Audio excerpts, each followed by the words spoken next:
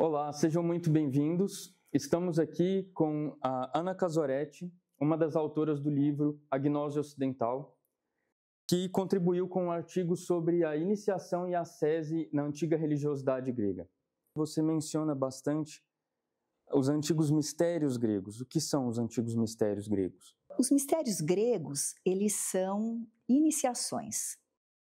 A própria origem da palavra, a raiz da palavra, o termo grego, vem da palavra mió, que significa fechar, fechar-se em si, fechar a boca, principalmente. E a palavra que melhor define esse significado é o mistes. O mistes era aquele que mantinha a boca fechada. O mistes era o iniciado. O iniciado, ele mantinha a boca fechada porque ele praticava o silêncio como norma e também porque ele tinha um segredo a ser guardado. Esse segredo era o segredo em torno à iniciação, o segredo da revelação, que é o mysterion, que quando vai para o plural, mistério, o plural grego, significa o conjunto de cerimônias de iniciação ou as escolas de mistério. A iniciação, o que ela é? A iniciação é um processo no qual o adepto passa por uma transformação interior. E o próprio termo iniciação, o termo quando é traduzido do grego para o latim, ele traz essa conotação de um novo início, de um processo que leva a um renascimento. Então, esse renascimento e essa transformação são elementos fundamentais nesse processo. E é um processo que, para se chegar a essa transformação, a esse renascimento, ocorre no contato com uma revelação, ou com uma visão, ou apenas o contato com uma dimensão imaterial capaz de promover essa transformação. Que é uma transformação que ela pode ser temporária ou definitiva, dependendo do tipo de mistério que está envolvido. E entre as escolas de mistérios há pontos em comum, não só entre as escolas de mistério, como entre as escolas de iniciação em geral. Normalmente, o processo de iniciação ele envolve etapas de preparação do corpo físico.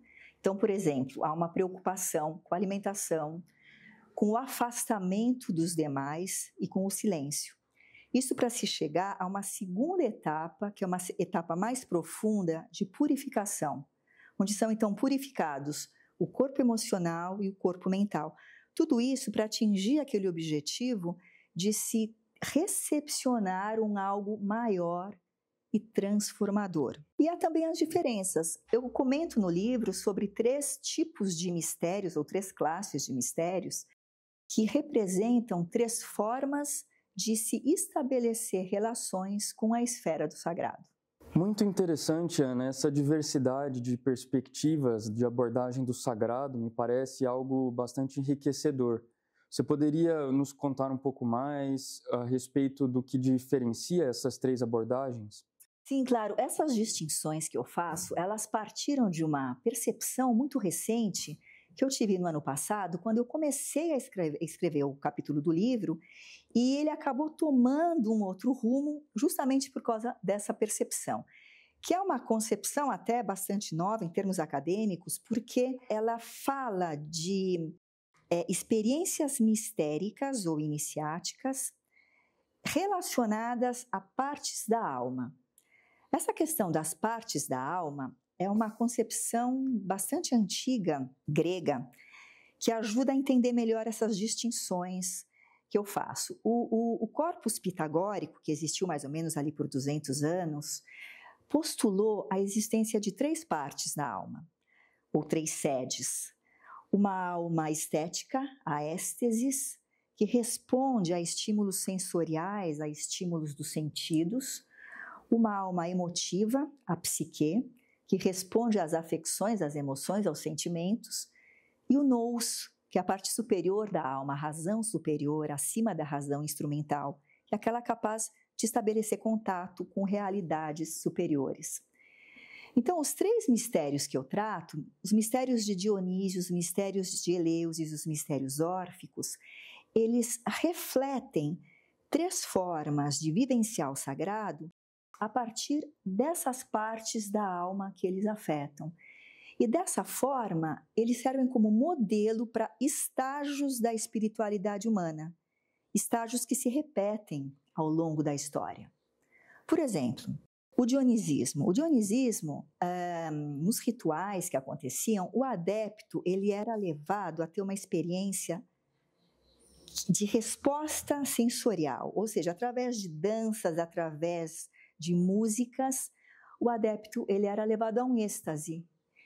E o momento de êxtase é um momento em que a individualidade ela é diluída. Nesse momento, o adepto, ele, na ausência de si, ele consegue estabelecer uma intimidade com a divindade da natureza. Pode-se até falar aí de uma posse pelo Deus, que é um momento necessário no estágio de espiritualidade para se superar a corporeidade na sua forma mais bruta. Já os mistérios de Eleusis, eles vão um pouco além. Eles buscam uma relação mais permanente com o divino. Então, por exemplo, nas iniciações dos mistérios maiores de Eleusis, tem os menores também, eu até distingo isso no livro, mas nos maiores, que é o que nos interessa aqui, o adepto ele era levado, através de estágios sucessivos, a ter uma visão sagrada, que era a epopteia, que seria uma visão reveladora de uma dimensão imaterial.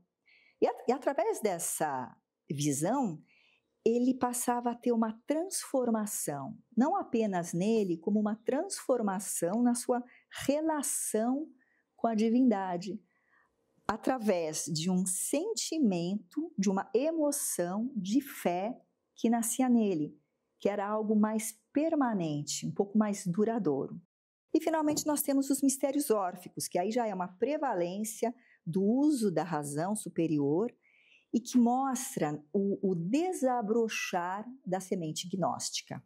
Me parece fascinante essa tipologia que você faz, né, os vários tipos de iniciações mistéricas e como níveis diferentes de espiritualidade associadas às partes da alma, realmente muito fascinante. E você comenta, ao final, que é nessa terceira dimensão, associada ao nous e às iniciações dos mistérios órficos, que você tem a semente do desabrochar da gnose. Sim. Então, você poderia comentar um pouco mais sobre isso? Qual é essa semente? O que é esse elemento gnóstico nos mistérios? O orfismo, ele foi um processo religioso que tomou forma na Grécia a partir do século VI a.C. E a iniciação órfica, ela prometia ao adepto um desligamento das questões terrenas através de um esforço intelectual, ou seja, uma libertação desta ordem de natureza, uma libertação desse sistema de existência. E a chave para esse processo estava no corpo mental, na memória, sobretudo. O ato de lembrar, ele era muito ensinado, muito desenvolvido nas iniciações órficas. Porque, através do ato de lembrar, a alma, depois da morte, ela poderia escapar da rede da reencarnação. Os órficos acreditavam na reencarnação, na metempsicose. Então, o ato de lembrar, através de instruções, de orientações precisas durante a vida, levavam o órfico a, depois da morte, se lembrar disso. Inclusive, haviam lâminas que ele levava consigo depois da morte, onde essas instruções ficavam gravadas. Então, as lâminas órficas, elas eram plaquetas, onde havia curtas frases de lembrete para justamente a alma se lembrar daquilo que ela tinha aprendido no seu processo durante a vida. Um desses lembretes, que é muito repetido nas lâminas, é sobre a sua origem. Essas lâminas, inclusive, elas foram encontradas até no século passado em alguns sítios arqueológicos na Europa, enfim, material novo foi descoberto e a gente vê a repetição de muitos desses princípios. Então, um desses princípios era a questão da origem.